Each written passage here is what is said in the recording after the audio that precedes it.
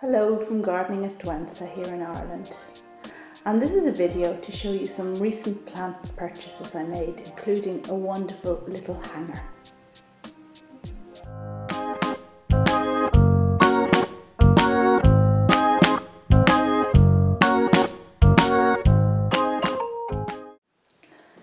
It's a very dull and overcast day. In fact, it was the coldest it's been in a long time. I think we got down to about -3 last night.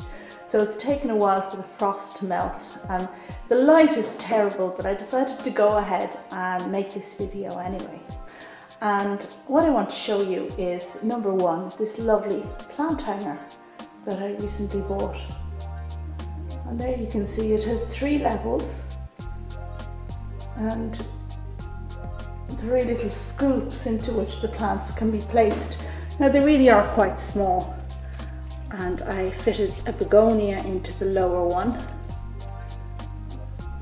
of my Phalaenopsis there in the middle. At the top we have Oncidium croceus, and I think it fits very well into that holder there. It looks really well.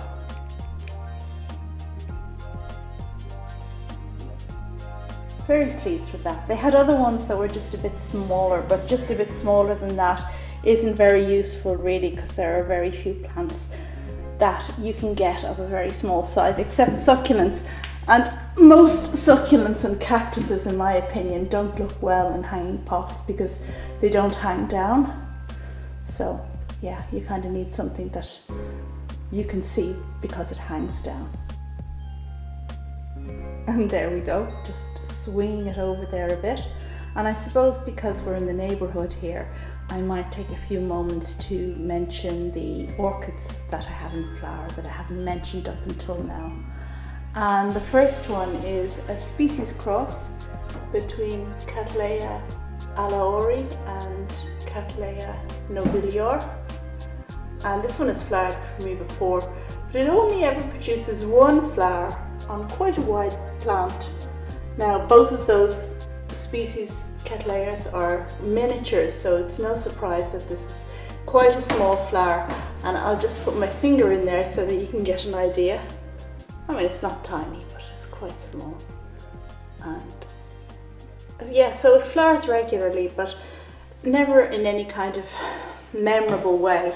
You know, 1 flower on a plant that size isn't really remarkable, but it's a nice one.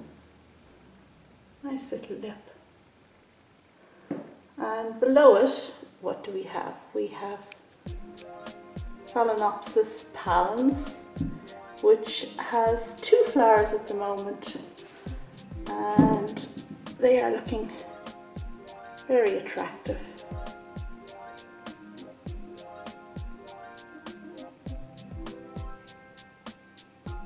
This one has a very pink lip, and this one has faded somewhat. Very nice little Phalaenopsis, and one of my Phalaenopsis equestris next to it actually has a flower spike at the moment. So I look forward to that coming into flower soon.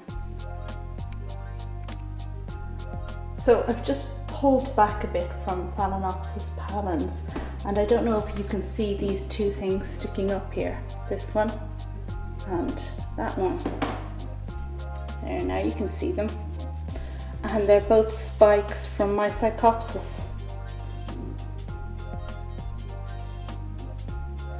Now one of these Psychopsis has flowered before, and you've seen it in previous videos, but one of them, it's a first flowering, so I'm really looking forward to when these 2 get going. It's hard to get the spikes to grow upwards because of lack of light. In fact, I should probably have put these under my grow light. I might still do that. And then moving over here, we have Cattleya Sierra Skies Leone, which you've seen before, but it's worth showing again. Very nice purpley pink Cattleya. Not a strong scent, but nice.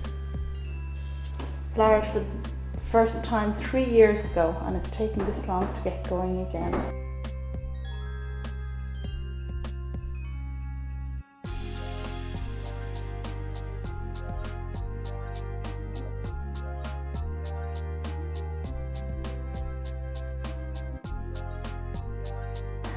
And in front of it we have Blossom Bounty, which you saw last year, and this one is kind of near the end of its flowering. But this is in a hanging pot and it normally sits above the kitchen window.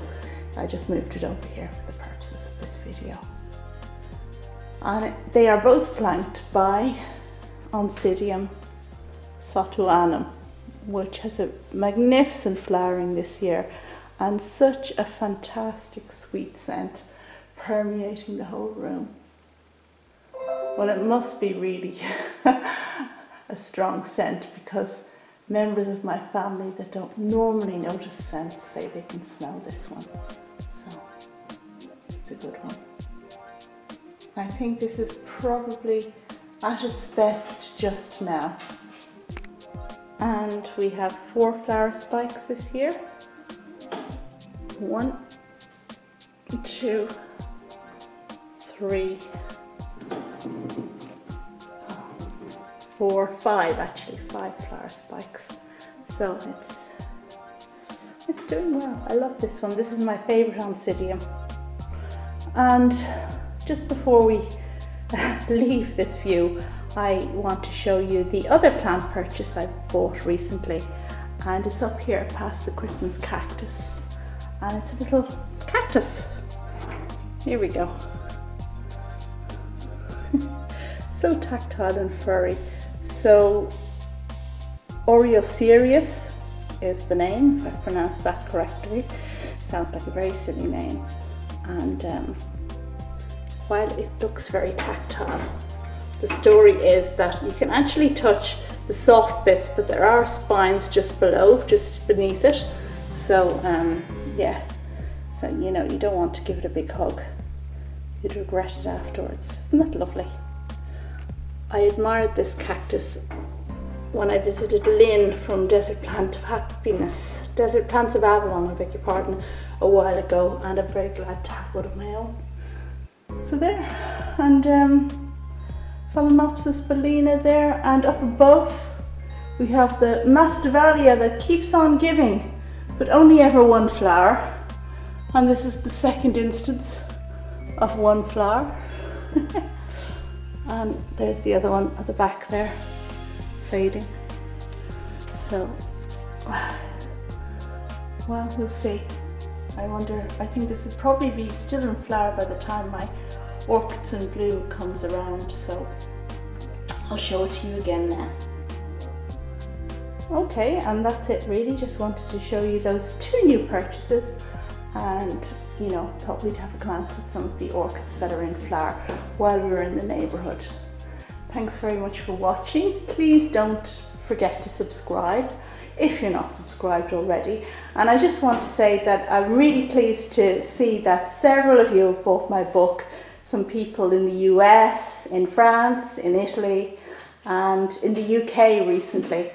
And this was in response to the last video I made. So if you haven't got a copy of my book already, do get one, because you know, I will be having some little competitions next year, and the questions will all revolve around stuff that's in the book.